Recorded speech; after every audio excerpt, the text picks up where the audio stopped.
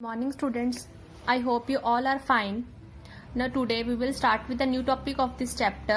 So name of the chapter is coal and petroleum. So the topic of this chapter is coal. So in the last videos we have done with the introduction of this chapter. So the topic is coal. You may have seen coal or about it. It has hard as stone as black in color. तो जो कोल है आपने देखा हुआ है वो कैसा है, आपने सुना भी होगा कोल के बारे में। वो कैसा है, एक ब्लैक कलर का, एक स्टोन के टाइप, काफी हार्ड एक स्टोन के टाइप है, और एक ब्लैक कलर का जो एक पत्थर टाइप होता है। ये coal is one of the fuel use to cook food. Coal हम मेनली कहाँ यूज करते हैं? अगर हम फूड कुक करते हैं, हम जो यूज करते हैं कोल, क्योंकि जल्दी ही आग में सड़ जाता है तो उससे काफी ज्यादा एनर्जी प्रोड्यूस होती है, इसलिए हम उसे कुकिंग के लिए कोल को यूज करते हैं। Earlier it has used in railway engines to produce steam to run the engine. पहले टाइम पे, आजकल तो जो रेलवे के इंजन्स चल रहे हैं वो इलेक्ट्रिसिटी से चल रहे हैं, बट पहले के टाइम इलेक्ट्रिसिटी जब नहीं थी या कम थी, जब तक इसका नहीं हमें पता था कि इलेक्ट्रिसिटी से भी हम इंजन को चला सकते हैं, तब क्या होता था, तो इंजन्स में हम ज्यादा से ज्यादा कोल को फेंकते थे। उसकी हीट से जो क्या थी, एनर्जी प्रोड्यूस होती थी, जिससे क्या इंजन मूव करता था। It is also use in thermal power plants to produce electricity. तो ये कहाँ पे यूज होता है? थर्मल पावर प्लांट में भी इलेक्ट्रिसिटी प्रोड्यूस करने में यूज होता है, क्योंकि इसमें से काफी सारी एनर्जी निकलती है। उस एनर्जी को हम इलेक्ट्रिक एनर्जी में चेंज कर देते हैं। Coal is also used as a fuel in various industries. तो कोल बहुत ही इंडस्ट्रीज में एज अ फ्यूल भी यूज किया जाता है। तो story of coal, next topic है स्टोरी ऑफ कोल। मीन्स ये कोल हमें कहाँ से मिलता है? Where do we get coal from and how is it formed. ये कोल हमें कहाँ से मिलता है और हम इसे कैसे फॉर्म करते, कैसे बनाते हैं कोल को? After 300 million years ago, the earth had dense forest in low-lying wetland area. बहुत ही साल पहले, 300 million years ago means बहुत ही साल पहले जो है, जो अर्थ था वो पूरा फॉरेस्ट के टाइप था। मतलब अर्थ पे ऐसा कुछ नहीं था जैसे अब यहाँ पे हमने मतलब अपने जो रेजिडेंस बनाया हुआ, ऐसे नहीं था। तो वो बहुत ही ज्यादा पूरा फॉरेस्ट बना हुआ था, डेंस फॉरेस्ट, मतलब बहुत ही डेंस, बहुत सारे वहां पे ट्रीज थे। Due to natural processes like flooding, जो नेचुरल प्रोसेसेस होती है जैसे कि फ्लड आ गया या कुछ, तो उससे क्या था, the forest get buried under the soil. तो जैसे फ्लड आ गया, फ्लड आने से तेज आंधी आ गया, कुछ भी हुआ, तो उससे क्या हुआ, साइक्लोन आ गया, तो जो सारे जो ट्रीज हैं वो उससे आने से सारे गिर गए अर्थ पे गिरने के बाद क्या हुआ, वो धीरे धीरे मिट्टी के सॉइल के नीचे दबते गए। फिर दोबारा और हवा आती गई और उसके ऊपर और जो सॉइल है वो इकट्ठा होती गई। तो एज मोर सॉइल डिपॉजिटेड ओवर देम, और बार बार उसके ऊपर जो है सॉइल डिपॉजिट होती गई। दे वर कंप्रेस्ड, तो वो कंप्रेस नीचे जाते गए, कंप्रेस होते गए। The temperature also rose as they sank deeper and deeper.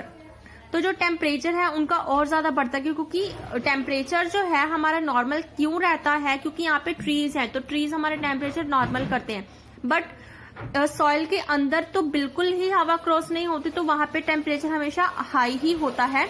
तो हाई टेम्परेचर की वजह से और हाई प्रेशर की वजह से deep plants got slowly converted to coal. तो ये जो सारे प्लांट्स थे जो अर्थ के अंदर थे वो किसमें कन्वर्ट हो गए, सारे कोल में कन्वर्ट हो गए। As coal contains mainly carbon, तो कोल में क्या होता है, मेनली उसमें कार्बन होता है। The slow process of conversion of dead vegetation into coal is called the carbonisation. तो ये डेफिनेशन है, the slow process of conversion of dead vegetation into coal is called carbonisation.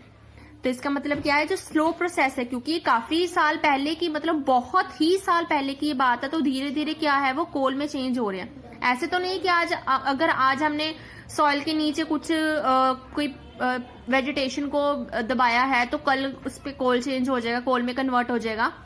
इसमें बहुत साल लगते हैं, बहुत ईयर्स लगते हैं, और धीरे धीरे होने वाली ये प्रोसेस है।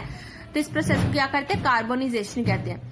Since it was formed from the remains of vegetation, coal is also called a fossil fuel. A coal mine is shown in figure 5.2। तो इससे बोला गया है, तो ये जो फॉर्म होता है remains vegetation, call is called the fossil fuel. तो कॉल को हम क्या कहते हैं, फॉसिल फ्यूल भी कहते हैं। मैंने इसमें डेफिनेशन में बताया था फॉसिल फ्यूल कौन से होते हैं। तो हमें एक यहाँ पे जो पिक्चर दी हुई है कोल माइन की, मतलब कोल यहाँ से निकलता है, एक जहां से हम कोल निकालते हैं अर्थ से, तो उसे हम क्या कहते हैं, कोल माइन कहते हैं। तो उसकी एक पिक्चर दी हुई है। सो the next is when heated in air, coal burns and produce mainly carbon dioxide gas। जब हम कोल को एयर में, अगर हम ओपन एयर में हम उसे हीट करते हैं तो वहां से क्या निकलती है, कार्बन डाइऑक्साइड निकलती है। Coal is processed in industries to get some useful products such as coke, coal tar and coal gas. हम कोल से काफी जब हमें अर्थ से जब कोल मिलती है तो वहां से उस इंडस्ट्रीज में काफी सारी प्रोसेसेस की जाती है, जिससे कोल से क्या क्या बनता है, coke, coal tar and coal gas, हमें ये चीजें मिलती हैं। तो first is coke. It is a porous and black substance. It is an almost pure form of carbon. तो ये एक ब्लैक कलर का एक सब्सटेंस होता है जो बिल्कुल प्योर फॉर्म होती है कार्बन की। Coke is used in manufacture of steel and in the extraction of many metals. तो कोल कहाँ पे यूज की जाती है, मैन्युफैक्चर ऑफ स्टील, स्टील की मैन्युफैक्चरिंग में कोक का यूज किया जाता है, and in extraction of many metals. तो काफी मेटल्स को एक्सट्रैक्ट करने के लिए उनकी ओर से तो हमें क्या यूज करते हैं, हम कोक यूज करते हैं mainly. So the next is coal tar. It is black thick liquid with an unpleasant smell. तो एक तो यहाँ से हमें कोल से क्या मिलता है, कोक मिलती है। ये तो एक मतलब हमें पता चल गया कि ये ब्लैक कलर का सब्सटेंस है, और ऊपर से इसके साथ क्या मिलता है, एक लिक्विड मिलता है हमें। तो वो लिक्विड कौन सा होता है, थिक लिक्विड होता है वो, मतलब उसकी अनप्लेजेंट स्मेल का मतलब है, इसका मतलब है बहुत ही गंदी इसकी स्मेल आती है। It is a mixture of about 200 substance products obtained from coal tar are used as starting material for manufacturing various substances used in everyday life and in industries like synthetic dyes, drugs, explosive perfumes, plastic paints, photographic materials। सो हमें यहाँ से मिल रहा है it is a mixture of, ये मतलब जो कोल टार है वो किसका मिक्सचर है, बहुत 200 सब्सटेंसेस का, अबाउट मतलब हमें पता नहीं है प्रॉपर, बट अबाउट अप्रोक्सीमेट क्या 200 जो सब्सटेंसेस का ये मिक्सचर है। तो ये अगर यहाँ से जो प्रोडक्ट ऑब्टेन होते हैं कोल टार से, जो हमें क्या क्या मिलता है, कोल टार से हमें मतलब कोल टार काफी मटेरियल्स में यूज होती है, क्या बनाने के लिए, जैसे कि इंडस्ट्रीज में यूज होती है सिंथेटिक डाई बनाने के लिए, ड्रग्स बनाने के लिए, एक्सप्लोसिव्स बनाने के लिए, perfumes, plastic paints, photographic material, roofing material etcetera.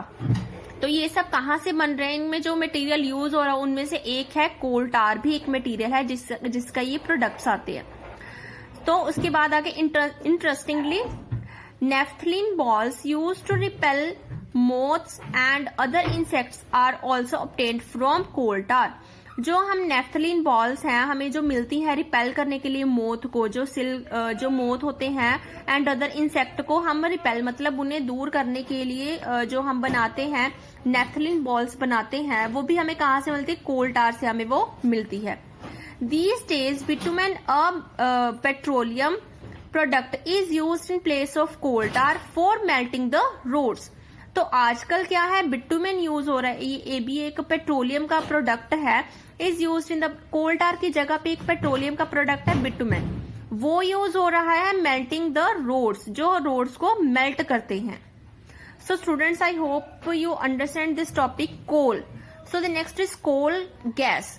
हमें क्या क्या मिलता था कोल से, एक तो मिलती थी coke, coal tar and coal gas. तो हमारा ये लास्ट टॉपिक है कोल टार, कोल गैस, जो हमें कहां से मिल रही है, कोल से मिल रही है। Coal gas is obtained during the process of coal to get coke. जब हम कोल से कोक को बनाते हैं तो उसके बीच में क्या हमें कोल गैस मिलती है, वहां से गैस रिलीज होती है, वो क्या होती है, coal gas. It is used as fuel in many industries situated near the coal processing plants। तो ये एज अ फ्यूल हम यूज कर सकते हैं इंडस्ट्रीज में जो कोल प्रोसेस प्लांट के नजदीक होती हैं, क्योंकि वहां से उसको जो शिफ्ट करना काफी इजी होता है, जो पास होती है उनके जो इंडस्ट्रीज, अगर दूर होंगी तो उनको ज्यादा ही प्रॉब्लम आएगी. So coal gas was used for street lighting for the first time in London in 1810 and in New York around 1820. Nowadays it is used as a source of heat rather than light. तो कोल gas का जो use है वो कहाँ किया जाता था? First use इसका कहाँ हुआ था? स्ट्रीट लाइटिंग में. मतलब जो स्ट्रीट लाइट होती थी उसमें हम क्या यूज करते हैं? कोल गैस को यूज करते हैं. तो फर्स्ट ये कहाँ पे यूज हुआ? लंदन में यूज हुई है. तो first coal gas street lighting के लिए कहाँ यूज हुई? लंदन में. कब? 1810 में. तो सेकंड कहाँ यूज हुई उसके बाद? न्यूयॉर्क में. और कब हुई? बस उसके 10 सालों बाद, 10 years बाद. कब? 1820 में. तो अब ये कोल गैस का क्या यूज है? It is use as a source of heat rather than light. तो अब इसका यूज हम करते हैं हीट के लिए यूज करते हैं, लाइट के लिए इसका यूज कम हो गया है.